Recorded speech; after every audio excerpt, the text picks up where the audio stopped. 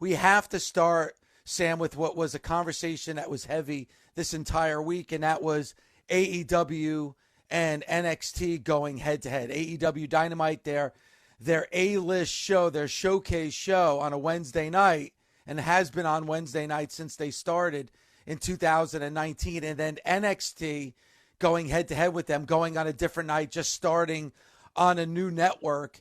And we've been building it up.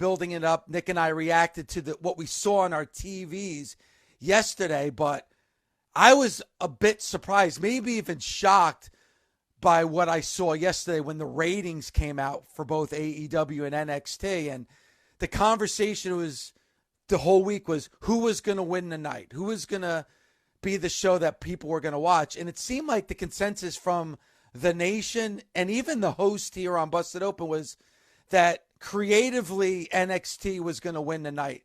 But viewership-wise, AEW was going to win the night. And at least the latter part, we couldn't have been more wrong. Yeah, and I think, firstly, it goes to speak of the wave of momentum that NXT is on and has been on for some time, but continues to build on that wave. I thought what was really great about this NXT show was, as much as it was a special attraction show in the sense that it was from the 2300 arena, in the sense that ECW alumni were there, ultimately, the ECW alumni, the great Bully Ray included, were there to put the NXT talent on a pedestal.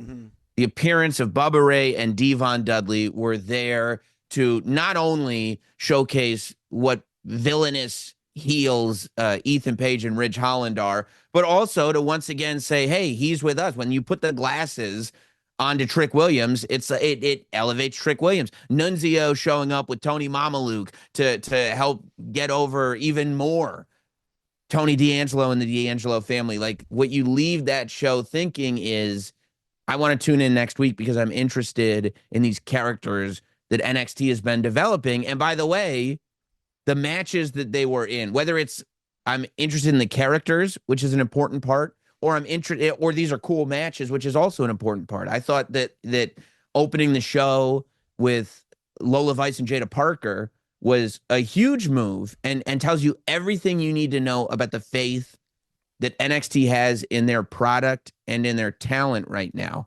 And closing the show on the 10 women tag match, it's like, this division is nuts.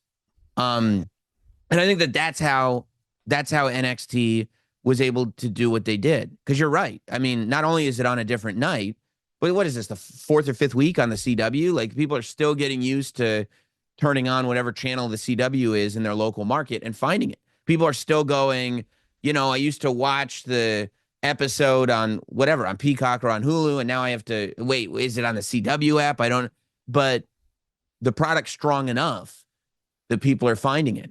I understand what you're saying about NXT, and NXT has buzz around it. It has momentum. 96,000 more people tuned into NXT on Wednesday night than tuning into AEW. AEW has been on Wednesday nights, TBS, for 5 years now. NXT, like you said, just went to a new network, the CW, and I understand, thank you, Dave Meltzer, that more households have CW than TBS or TNT. But I think you would agree that Warner Brothers family of channels is on a much bigger platform and status than the CW. Until NXT went on CW, I wasn't watching CW. I didn't know where you could find CW. I didn't know where you could locate the CW. I didn't watch CW. The only reason I was watching CW is because NXT just happens to be on CW. I think the number of viewers that were flipping around going, I wonder if One Tree Hill is on. Oh, what's this wrestling show? Is exactly zero. Then nobody was going, well, CW is the channel in my house, so let me turn that on. I don't know if there's any other wrestling on. People made a choice to either watch NXT or AEW or flip between the two. But that's you're right. Yeah, it's just and listen, one is on Wednesday nights and has been on Wednesday night for 5 years, and one was, like you said, streaming on the WWE network, and then, being on USA, and then now moving to the CW, being on a Wednesday night, then moving to Tuesday nights. And now here they are after being on Tuesday nights for quite a considerable amount of time, now had to move because of the election, which was a good idea. I said on this show that I didn't think there was any way, ratings wise, that NXT was going to beat AEW. To me, it was a very difficult task because people are used to, hey, this is on Tuesday nights, AEW's on Wednesday night. Plus, AEW Dynamite is their main show for AEW. Dynamite on Wednesday nights, they're a show. NXT, and this is not a disrespect, this is a fact, it's the developmental show. This is not Raw or SmackDown. They've done a great job of building up this brand once again to make people want to tune in and watch it. There's no doubt about it. There are stars on NXT, but this is not Raw or SmackDown that we're talking about here. And I know there's nostalgia with ECW, but 96,000 more viewers turned into NXT over AEW. I got to tell you, that number and that large amount of people shocked me. I know what I was watching, right? But I'm an NXT fan. I've been an NXT fan. And I think that the thing about NXT, too, is you're right that it's a developmental brand. But I think that those of us that have been watching have part of the investment has been watching this developmental brand. It was a third brand. It was stripped down and turned into a purely developmental brand. And what we've seen since they launched NXT 2.0, a few years ago, is we've watched this crew evolve back into this hybrid. And now you could argue shifting more closely towards that third brand that they were when they were black and gold while still developing new talent. And I think that there is something to that in and of itself, that there's this brand that the overarching story of NXT is, look, we hung with this and we watched this same crew develop into this show that's so good that to call it strictly a developmental brand is no longer accurate. That said, it is WWE's third brand, right? It is. Yeah. It's not Raw or SmackDown. And yeah, I mean, I think that it's a two-pronged conversation. It's like, is the question, I don't think NXT did this number and AEW did that number, and here's the reason why. I think you can have a conversation about NXT and you can have a conversation about AEW. And I mean, it depends on what the conversation is that you want to have. And I think that you're right. It is a two-street conversation. You could talk about NXT building momentum, building stars, making it a must-watch TV show on Tuesday nights. And there's definitely truth to that, Sam, because I'm a fan of NXT. I'm also a major fan of AEW. I love AEW. And I understand you and I having this conversation. Sam, but there's times that I've joked with you, called you a WWE shill. You're a WWE guy. Go ahead. By the way, I love the shill conversation because I do want it on the record. I'm busted open. This is a show that has the pulse of the wrestling community. Everybody is a shill. Now, you go and you find this guy's a shill. Dave, they call you a shill. Everybody gets called a shill. For the record, let the record state, I was a shill before anyone else. You made it famous. Yeah. I'm the first one. Nobody was a shill before I was a shill. Now everybody's a shill. And number one, I look around like it's funny that everybody's getting a taste. But number two, I would like a little bit of acknowledgement as the original shill. Thank you. Thank you. I do have to acknowledge you, Sam, as the original shill. Thank you. But it's all relative. You grew up a WWF fan. You love the WWF. Yes. I mean, and you'll see that by the way later on in the show. You'll see that in my list. I'm sure hidden that. I'm sure. I'm on the other side of it. Mm-hmm. Sam, when you look at my fandom, I grew up an NWA territory guy. I was in the Monday Night Wars. I was the WCW guy. I was ECW. I then, Ring of Honor. WWF was always there, but it was never my favorite. So you and I are on different ends of the spectrum when it comes to this pro wrestling conversation. And listen, I've been lucky enough now to make appearances on NXT, but I've also made appearances with Impact Wrestling, with TNA, and everything else. I would love to make appearances. Anybody that would want me to make an appearance, Sam, I would make an appearance. Again, the only company that pays me is SiriusXM. And I love the fact that when Tony Khan was a weekly guest on this show, I was being called an AEW shill, and I had no credibility. Then I appear on NXT TV. Now I'm a WWE shill, and I've lost all credibility. So I guess the common plain, Sam, is that I have no credibility. Right. But right. But I'm a fan first, and I consider myself an AEW fan, Sam. And I think there is the one conversation where, yes, when it comes to NXT, they've created a buzz, they've built momentum. But I also feel like AEW right now is on a major slump.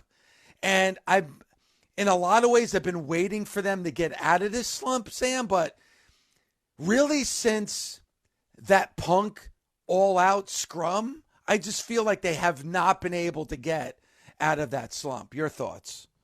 I think that AEW because I'm a pro wrestling fan. I know we can joke around and everything. I'm a fan of the industry. The more wrestling, the better. I watch absolutely everything. And when things are good, things are good. I've never watched an AEW. I've purchased every AEW pay-per-view that's ever existed. I've never watched a bad AEW pay-per-view in my life. When New Japan was hot, I was staying up till 4:00 in the morning so I could watch Shinsuke, and then I could watch Okada, and then I could watch Omega. I watch absolutely everything. I think that ultimately, when you have multiple promotions, even running globally, in a period of time where wrestling is getting hot again, I can't tell you how many people, and it's different things, right? Some people are going, I just saw that Vince documentary on Netflix. I can't believe I haven't been watching wrestling this whole time. They're forgetting all about the Vince story and just going looking at the story of WWE. Oh my God, Sam, this is what you were talking about.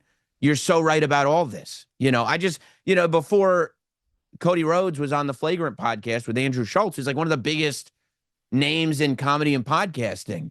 He's like, Sam, I just watched this doc. I can't believe I missed all this. And I'm on the phone with him for 2 hours just talking about how great wrestling is, and he's on board with it. But I'm also talking to this human being and stripping it down to bare bones, and not talking about work rate, and not talking about moves, and not talking about this, going, here's who this character is. Here's what this story is. I think that when you have this much wrestling, and there's room for this much wrestling, you have to identify exactly what your brand is. If you go through to every hot wrestling organization for any period of time, you can pretty quickly explain why this was so great, especially historically when they're competing with WWE. When WCW was hot, they had a couple of stars that felt like big stars.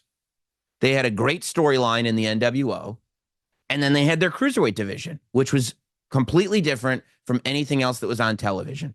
I think when AEW first started, there was this feeling within the wrestling community that we need an alternative, that this is all we're getting in America. There's no place else for us to turn.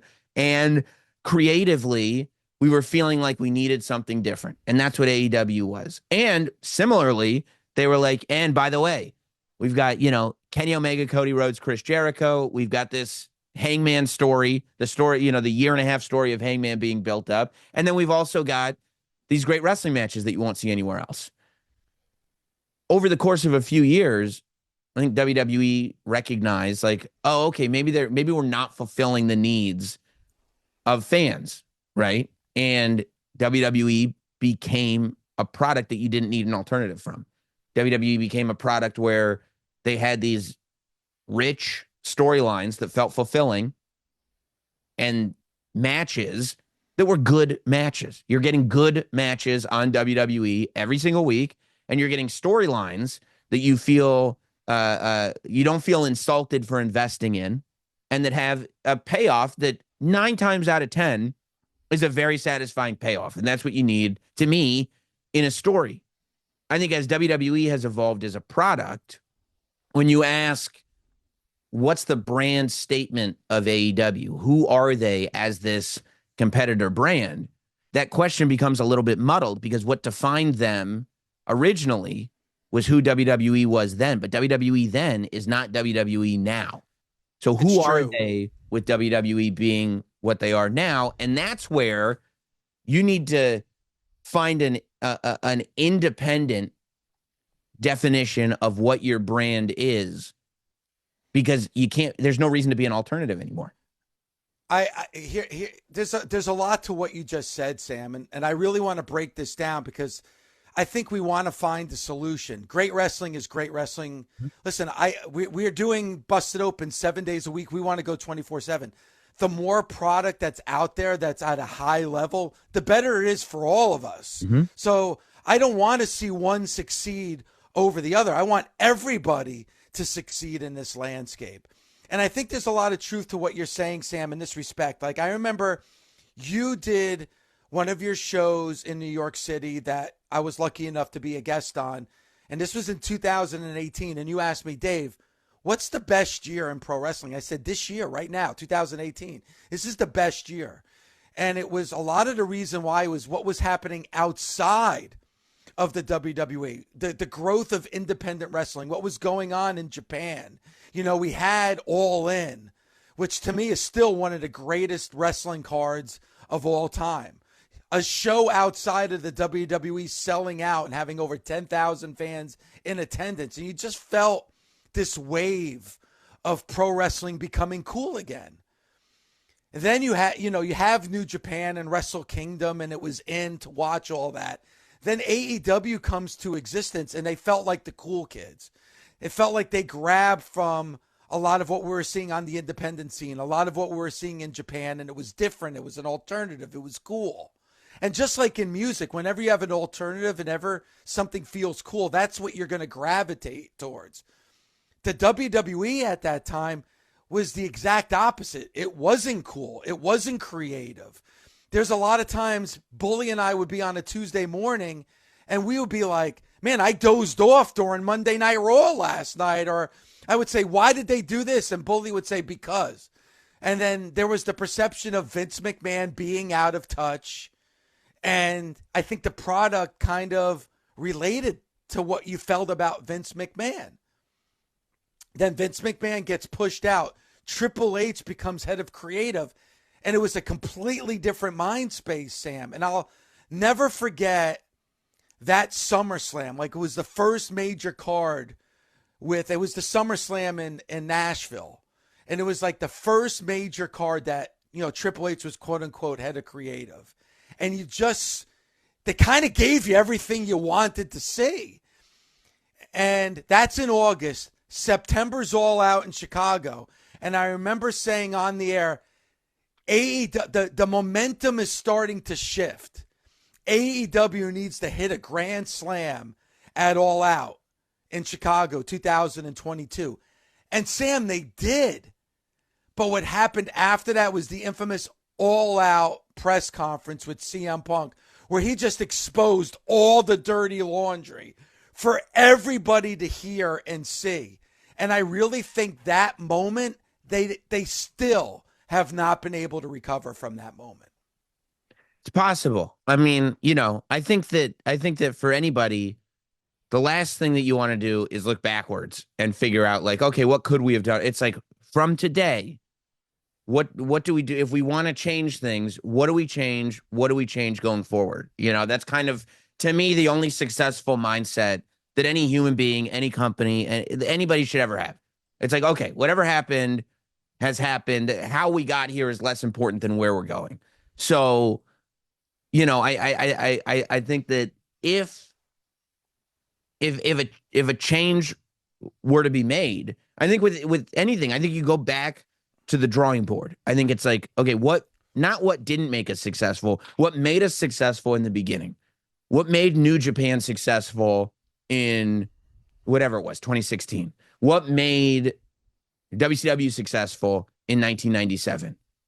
And you go, okay, let's try to like shape a product around something like that. And I think that means streamlining a little bit. You know, there's a lot going on. It does. I don't think it means like throw everything at everybody all at once. It means, okay, let's sit in a room and define what makes us different. Why do we exist? First and foremost, in a couple of sentences. Then it's, who are our top four people?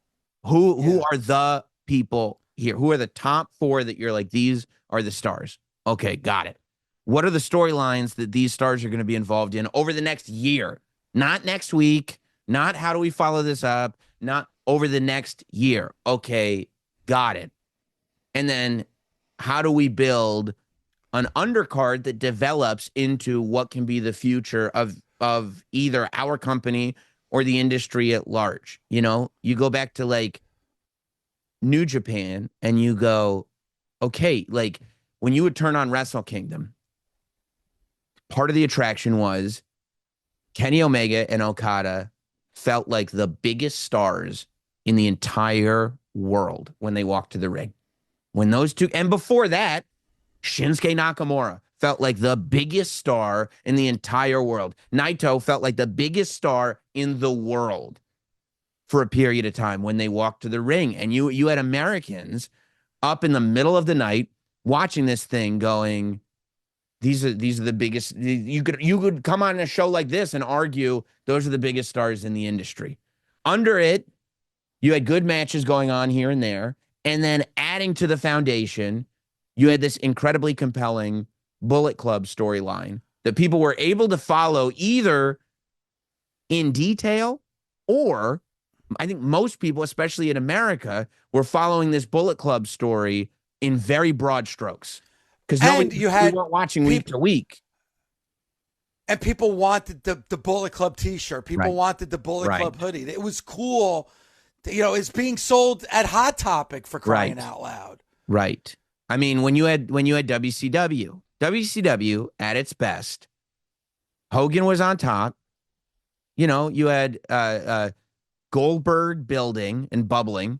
You had, well, maybe Goldberg was a little later, but Goldberg was what kept them afloat. The building of Goldberg and getting into that top spot. But really, like, what brought them to the dance to begin with in that era was a year-long build between Hogan and Sting. I would argue what made WCW hot was that year-long build between Hogan and Sting. In the meantime, you had this amazing NWO storyline. You had a couple other top guys for Hogan to do stuff with, and you had this cruiserweight division, right? I would say the first crack in the foundation of WCW, and what made you realize, oh, this is a matter of time, this is a moment, this is not a forever thing, was that they didn't pay off Hogan and Sting. That goes back to what I was saying before. It's like you have to have these great stories, and they have to have a payoff. Because when you have a great story, and it doesn't pay off into something that feels good and builds to the next thing, you feel like a fool as a fan for following it for a year. You can't have a story that goes on and on like this. And to go back to AEW, there was a feeling, you knew. Predictability is swerves and surprises, I think, are overrated. I think sometimes when you know where a story's going, but logically that's where it should go, that's where it hits. You can't do that every single time, but you can do that the majority of the time. And the first year and a half of AEW, everybody knew Hangman's going to win the championship. This is the story that we're watching. We're watching the story of Hangman being built, and eventually he's going to get the title. And when he did, you felt like, wow, that paid off exactly how it should. I'm glad I invested. And this is something we're cooking now. And I think that's and that's when all the buzz was around this young company. And I feel like it's even more than that. I feel like you had a match that had everybody talking in one match of the year for Pro Wrestling Illustrated, Britt Baker and Thunder Rosa. Correct. You had this match. You know, Thunder Rosa wasn't even signed with AEW. She was signed with NWA at the time. But yet that was the match of the year. Everybody was talking about it. What's the follow-up? Like, you need to follow. Like, then, Thunder wins the championship, but it just felt like whatever, if there was, you hear real life drama in the back and they don't like each other, and they had that show, that reality show that, kind of, again, aired out all the dirty laundry, but yet you're not capitalizing on it, and you're not doing anything on your weekly TV show. MJF is your biggest heel. Sam, we're talking on Busted Open that MJF is a throwback to those heels from the 80s, like Roddy Piper and some of the greatest heels of all time. And then you have Wardlow. You're building up Wardlow, and you're waiting for like Wardlow to turn on MJF and have this amazing confrontation between those two. They cool down Wardlow multiple times to the point where I don't even know where Wardlow is, or even if I care about Wardlow at this point. And MJF, you turned him a babyface. The best heel in all of pro wrestling, and you turn him babyface? Like, there were stories you could have capitalized on, and for whatever reason, you just never did. It was right there for you to do it. And then you bring in Edge, Adam Cole, you bring him in. What's the match that everybody wants to see, Sam? Edge and Christian. That's the match everybody wants. You gave it to him in the first month that Adam Copeland comes in. You gave him the money match. You gave it to him already. What are you doing? Like, it's right there. Yeah. Yeah, I mean, look, there was a period of time where I was like, Wardlow. It's like, what the fuck? Okay. What the fuck, Sam? Oh, I know. I didn't do it. I know. I'm sorry, Dave. No, it's just that I wanted to succeed. I'm a fan of AEW. It's right. Gold is right there for you. And I think they're in a slump, and I'm not hating. This is not me and Sam Roberts hating on AEW. Don't let me in with you. We're trying to how do you fix this? They're in a slump, just like any Major League Baseball team, any NFL team. They're in a slump.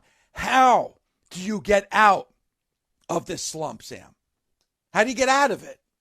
Well, I think that you kind of got to go back to the drawing board, right? You don't go and start from scratch on television. You don't wipe out the storylines that you already have, but you go, okay, we need a long-term plan. I'm a big long-term plan guy.